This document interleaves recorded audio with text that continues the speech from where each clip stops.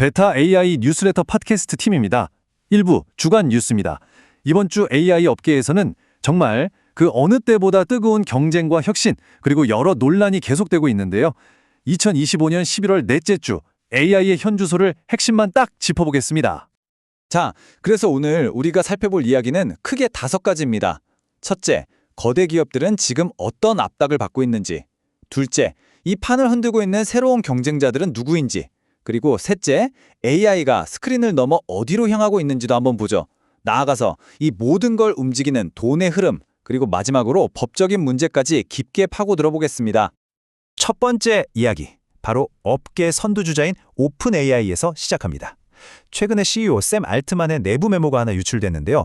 이걸 보니까 겉으론 평온해 보였던 이 회사가 사실은 얼마나 큰 압박감에 시달리고 있는지 고스란히 드러났습니다. 바로 이 한마디, 단기적인 경쟁 압박 속에서도 집중해야 한다. 이게 최근 구글이 정말 강력한 모델이죠. 제미니 3 프로를 출시한 이후에 오픈 AI 내부 분위기가 어떤지를 딱 보여주는 말입니다. 알트만의 메시지는 명백히 구글을 의식한 거였어요. 구글의 성과 정말 뛰어나다 인정하면서도 회사 분위기가 좀 뒤숭숭한 것도 사실이라고 털어놨죠. 하지만 그러면서도 우리에겐 저력이 있으니 궁극적인 목표인 초지능 달성에만 집중하자고 직원들을 독려했습니다. 뭐랄까, 위기감과 자신감이 동시에 느껴지는 대목이죠. 자, 이렇게 거인들이 서로를 견제하는 동안에 정말 무서운 신인들이 등장해서 이 판을 제대로 흔들고 있습니다. 그중 하나는요, 심지어 특정 분야에서 인간의 능력을 넘어섰다는 평가까지 받고 있어요.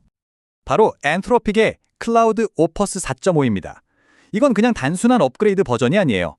어렵기로 악명 높은 성능 엔지니어링 시험에서 인간 응시자 중에서 최고 점수를 받은 사람보다도 더 높은 점수를 기록해버렸습니다. 말 그대로 초인적인 능력을 증명한 거죠. 근데 이 모델이 진짜 대단한 건 단순히 시험 점수만 높은 게 아니라는 겁니다. 코딩이나 추론 능력은 기본이고요. 전혀 예상치 못한 창의적인 해결책을 툭 내놓는다는 점에서 기존 모델들과는 차원이 다릅니다.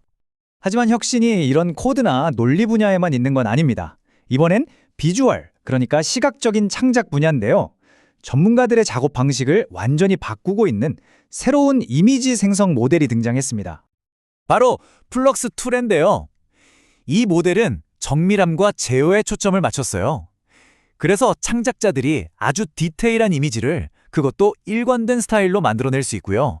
심지어 이미지 안에 글자를 넣어도 깨지지 않고 아주 선명하게 표현해줍니다. 그리고 블랙 포레스트 랩스의 전략이 아주 영리합니다. 일종의 투트랙 전략인데요. 최고의 성능을 원하는 기업 고객들한테는 비공개 API를 제공하고요. 동시에 개발자 커뮤니티를 위해서는 오픈소스 모델을 풀어서 생태계 전체를 키우고 있는 거죠. 자, 지금까지는 소프트웨어 이야기였죠. 이제 경쟁은 소프트웨어를 넘어서 하드웨어, 그러니까 AI를 담을 새로운 기기로 옮겨가고 있습니다. 이게 정말 놀라운 소식인데요. 이 프로젝트가 그냥 아이디어 수준이 아니에요. 이미 작동하는 시제품이 존재하고 심지어 2년 안에 출시하는 게 목표라고 합니다. 과연 이들이 스마트폰 다음 시대를 열게 될까요? 이 기기에 대해서 조니 아이브와 알트만은 아주 단순하고 재미있고 직관적이라고 설명했어요. 마치 우리가 아무 생각 없이 그냥 쓸 수 있는 도구처럼요. 정말 기대되지 않나요? 자, 그런데 이 모든 혁신에는 사실 어마어마한 컴퓨팅 파워가 필요하잖아요. 바로 이 지점에서 AI 붐의 자금줄, 엔비디아 이야기를 안 할 수가 없습니다. 엔비디아의 폭발적인 성장을 이해하려면 네오클라우드라는 키워드를 꼭 알아야 합니다. 이게 뭐냐면 엔비디아 칩을 대량으로 사용하는 새로운 클라우드 회사들인데 바로 엔비디아가 이 회사들에게 직접 투자를 하고 있어요. 구조는 이렇습니다. 첫째, 엔비디아가 네오클라우드 스타트업에 돈을 투자합니다. 둘째, 그 스타트업은 투자받은 돈으로 다시 엔비디아의 칩을 엄청나게 사들입니다. 셋째, 그럼 그게 고스란히 엔비디아의 매출로 잡히면서 주가가 오르는 거죠. 사실상 자기 돈으로 자기 매출을 만드는 순환구조가 생긴 겁니다. 이게 바로 AI 거품 논란의 핵심이에요. 그래서 이게 불법 아니냐, 제2의 앨런 사태 아니냐 이런 말까지 나오는데요. 결정적인 차이가 있습니다. 엔비디아는 이런 투자 관계를 숨기지 않고 공시자료에 전부 공개하고 있다는 점이죠. 그래서 이게 시장에 건강한지는 몰라도 일단 불법은 아닌 합법적인 행위로 보고 있습니다. 자, 이제 마지막 이야기입니다. AI 기술이 점점 우리 생활 속으로 들어오면서 기존의 법체계와 충돌하는 일들이 생기고 있습니다.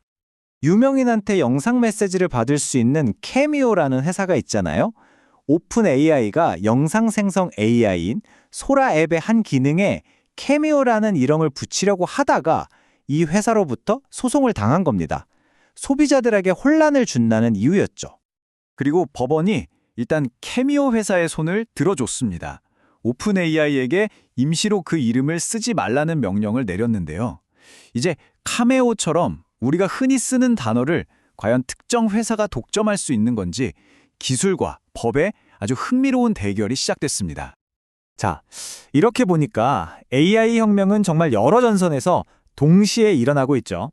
더 똑똑해지는 코드, 완전히 새로운 형태의 기기, 그리고 이 모든 걸 뒷받침하는 거대한 자본. 여러분은 이 중에서 어떤 힘이 결국 우리의 미래를 가장 크게 만들어 갈 거라고 생각하시나요? 이상으로 주간 뉴스 요약을 마칩니다. 그럼 2부로 돌아오겠습니다. 2부에서는 이번 주 가장 흥미로웠던 AI 오픈소스 코드와 논문을 소개해드리겠습니다.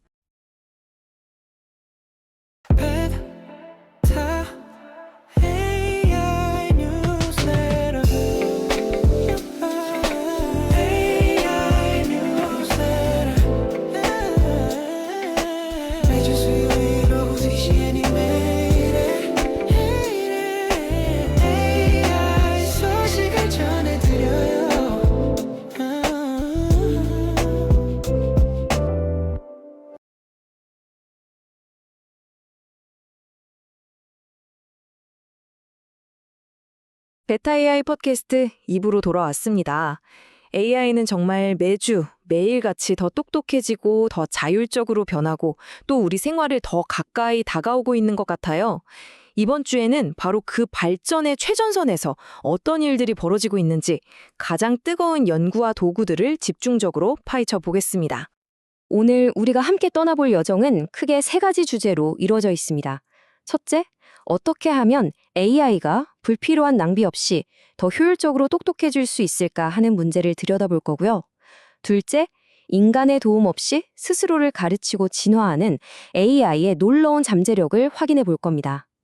그리고 마지막으로는 이 모든 최신 기술을 누구나 쉽게 사용할 수 있도록 만들어주는 강력한 오픈소스 도구들을 만나보겠습니다. 자, 그럼 바로 첫 번째 주제부터 시작해 볼까요? AI의 핵심 능력이라고 할 수 있는 추론, 즉 생각하는 능력을 어떻게 하면 더 효율적으로 만들 수 있을지에 대한 이야기입니다. 여러분 혹시 너무 많이 생각하다가 오히려 맞는 답을 틀린 답으로 고쳐본 경험 없으신가요? 정말 신기하게도요, AI도 우리처럼 비슷한 과잉 생각의 함정에 빠진다고 합니다. 분명히 처음에는 정답을 딱 내놨는데 연산을 더 거치면서 갑자기 아니야, 이게 더 맞는 것 같아 하면서 오답으로 바꿔버리는 거죠. 이런 현상을 전문 용어로는 latent overthinking이라고 부릅니다. 말 그대로 숨겨진 과잉 생각이죠. 추가적인 처리 과정에서 이미 올바른 예측을 오히려 오류로 수정해버리는 건데요. 바로 이 골치 아픈 문제를 해결하기 위해 등장한 게 오늘 우리가 처음 살펴볼 Think It Hard, 줄여서 TAH라는 논문입니다. 타의 작동 방식, 이게 정말 재밌어요. 우리가 시험 문제를 풀 때랑 아주 비슷하거든요. AI는 문장을 처리할 때 토큰이라는 작은 단위로 쪼개서 생각하는데요. 자, 첫째, 일단 모델이 모든 토큰에 대해서 답을 한번 쭉 풉니다. 둘째, 디사이더라고 불리는 아주 가벼운 감독관 AI가 딱 나서서 이 부분은 좀 헷갈렸을 것 같은데 하는 어려운 토큰들만 콕 집어냅니다. 그리고 마지막으로 모델은 다른 쉬운 부분은 그냥 넘어가고 이 어렵다고 표시된 토큰들만 다시 한번 집중적으로 검토해서 답을 수정하는 거죠. 선택과 집중을 하는 거예요. 와, 94%라니 이 숫자가 정말 대단한데요. 이 타일 방식을 적용하면 전체 작업의 94%에 대해서는 불필요한 재검토를 아예 생략해버립니다. 컴퓨팅 파워를 엄청나게 아낄 수 있는 거죠. 근데 더 놀라운 건 뭔지 아세요? 이렇게 일을 덜 했는데도 결과물의 정확도는 오히려 8%에서 많게는 11%까지 더 좋아졌다는 겁니다. 이게 바로 낭비 없이 똑똑하게 일하는 AI의 힘이죠. 불필요한 생각은 줄이고 정확도는 높인다. 정말 AI 효율성의 미래를 보여주는 멋진 아이디어 아닌가요? 이 Think It Hard에 대한 더 자세한 내용, 특히 GitHub 링크 같은 건 이번 주 베타 AI 뉴스레터에 정리해 두었으니 꼭 확인해 보세요. 자, 그럼 이제 두 번째 주제로 넘어가 보겠습니다. 이번에는 AI가 어떻게 점점 더 자율적으로 변하고 있는지, 즉, 인간의 개입 없이 스스로 학습하는 능력에 대한 이야기입니다. AI가 스스로 똑똑해지는 방법에는 크게 두 가지 길이 있는 것 같습니다. 하나는 비디오 PDR처럼 기존의 학습 방식을 더 정교하고 세밀하게 다듬어서 효율을 높이는 길이고요.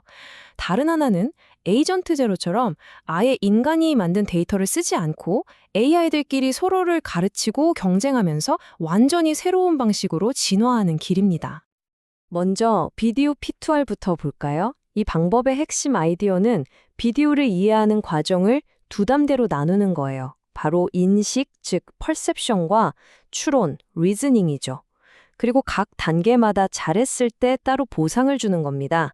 이건 마치 우리가 영상을 볼 때 화면에 고양이가 있다는 걸 보는 능력과 그 고양이가 지금 슬퍼 보인다고 생각하는 능력이 다른 것과 같아요. 비디오 P2R은 이 두 가지 능력에 각각 점수를 매겨서 훈련시키니까 전체적인 비디오 이해 능력이 훨씬 좋아진 거죠. 이번엔 에이전트입니다. 이건 정말 흥미로워요. 마치 AI 두 명이 한 팀이 돼서 서로를 훈련시키는 게임 같달까요? 왼쪽에 보이는 커리큘럼 에이전트가 선생님처럼 계속해서 더 어려운 문제를 만들어내요. 그러면 오른쪽에 있는 실행 에이전트는 학생처럼 그 어려운 문제를 푸는 법을 배우고요. 학생의 실력이 늘면 선생님은 또다시 한 단계 더 어려운 문제를 내놓는 거죠. 이 끝없는 선의의 경쟁을 통해서 두 AI 모두 인간의 도움 없이 스스로 한계를 넘어서며 진화하는 겁니다. 그래서 그 결과가 어땠을까요? 이 표를 보시면 와, 정말 놀랍지 않나요? 에이젠 코어 프레임워크를 적용했더니 수학적 추론 능력은 18%가 올랐고 일반적인 추론 능력은 무려 24%나 향상됐습니다. 인간의 데이터 없이 AI들끼리 훈련해서 이뤄낸 성과라는 게 정말 대단하죠? 인간의 지식을 넘어서서 스스로 진화하는 AI라니 앞으로가 더 기대되는데요. 이 에이전트 제로의 GitHub 링크도 뉴스레터에서 확인하실 수 있습니다. 자, 이제 마지막 세 번째 주제입니다. 이렇게 똑똑해진 AI, 우리 같은 일반 사용자들이 어떻게 직접 써볼 수 있을까요? 바로 모두를 위한 AI 도구들을 만나볼 시간입니다. 첫 번째로 소개해드릴 도구는 LLM 카운슬, 이름 그대로 LLM 위원회입니다. 마치 여러 분야의 전문가 AI들을 한 회의실에 모아놓고 최고의 결론을 도출하는 것과 같아요. 작동 방식은 이렇습니다. 첫째, 여러분의 질문 하나를 여러 종류의 LLM에게 동시에 보냅니다. 둘째, 이 AI들이 각자 내놓은 답변을 서로 익명으로 검토하고 점수를 매겨요. 그리고 마지막으로 의장 역할을 맡은 AI가 이 모든 토론 결과와 순위를 종합해서 가장 좋은 의견들만 모아 최종적으로 하나의 완벽한 답변을 만들어내는 거죠. 한 명의 천재보다 여러 명의 지혜가 낫다는 말이 있잖아요. AI 세계에서도 통하는 것 같네요. 이 LLM 카운슬 프로젝트에 대한 링크도 뉴스레터에 있으니 한번 살펴보세요. 다음은 우리의 창의력을 날개 돋치게 해줄 칸딘스키 5.0입니다. 이른바 칸딘스키 패밀리인데요. 누구나 쉽게 고화질 이미지를 뚝딱 만들 수 있는 이미지 라이트, 그리고 텍스트만 넣으면 짧은 영상을 빠르게 만들어주는 비디오 라이트, 마지막으로 거의 전문가 수준의 고품질 10초 영상을 제작하는 비디오 프로까지 정말 강력한 생성 모델들이 한 가족으로 묶여 있습니다. 그런데 여기서 가장 중요한 포인트가 있습니다. 바로 이 모든 놀라운 기술의 코드와 훈련된 모델이 전부 오픈소스로 공개됐다는 점입니다. 이게 무슨 뜻이냐면요. 특정 거대 기업만 이 기술을 독점하는 게 아니라 전 세계의 개발자나 연구자, 심지어는 저 같은 일반인까지 누구나 가져다 쓰고 뜯어보고 더 좋게 발전시켜 나갈 수 있다는 의미입니다. 이렇게 강력한 도구들이 모두에게 열려 있다는 사실이야말로 AI 생태계를 더욱 풍성하고 건강하게 만드는 원동력이 될 겁니다. 이 칸딘스키 5.0 프로젝트 링크 역시 이번 주 뉴스레터에서 찾아보실 수 있으니 직접 한번 경험해 보시는 걸 추천합니다. 사고의 최적화부터 창작의 민주화까지 이번 주의 흐름은 AI가 단순히 성장하는 것이 아니라 진화하고 있음을 보여줍니다. 네, 오늘 살펴본 내용들을 한 문장으로 정말 잘 요약해주는 것 같네요. AI는 이제 더 효율적으로 생각하고 스스로 학습하며 모두가 쓸 수 있는 도구로 우리 곁에 다가오고 있습니다. 오늘 소개해드린 모든 프로젝트의 코드를 직접 확인하고 싶으시다면 이번 주 뉴스레터에 관련 링크를 모두 정리해 두었으니 꼭 한번 살펴보시길 바랍니다. 그럼 저희는 다음 주 수요일 더 흥미로운 AI 소식과 함께 다시 찾아뵙겠습니다. 감사합니다.